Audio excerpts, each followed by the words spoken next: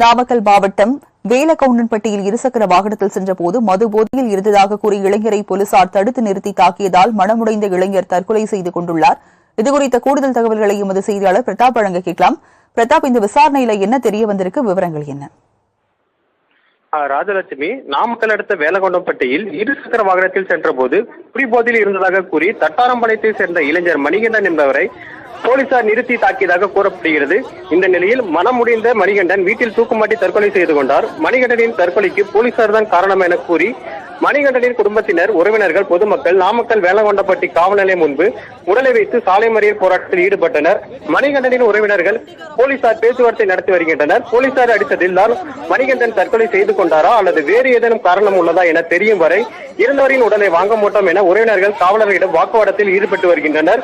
இச்சம்பவத்தினால் மணிகண்டனின் உறவினர்கள் திடீரென்று சாலை மறியலில் ஈடுபட்டதால் வேலக்கவுண்டன்பட்டியில் பெரும் பரபரப்பு